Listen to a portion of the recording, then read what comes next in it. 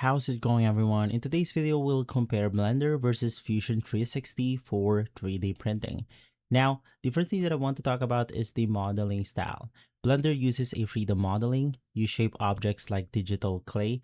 It's perfect for creative designs and organic shapes. Meanwhile, for Fusion 360, they uses parametric modeling, meaning everything is based on exact measurements and can be edited anytime. For precision and creativity, for 3D printing, Fusion 360 is better for functional parts like gears, cases, or mechanical components because it's built for accuracy. Once again, everything is used parametric modeling. For Blender, it's better for artistic prints like figures, characters, and decorative models. Now, for the 3D printing workflow. Fusion 360 has built-in tools for design, simulation, and exporting clean file for printing.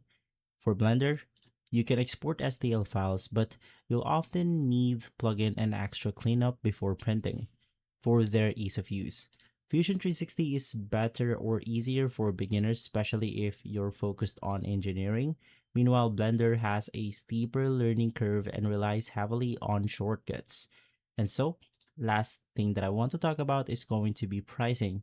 Blender is completely free and open source. Meanwhile, Fusion 360 is paid but free for students and hobbyists.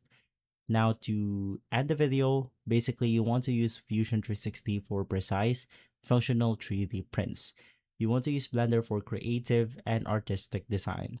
If this comparison has been helpful, leave a like, subscribe, and follow Guide to Everything for more videos like this.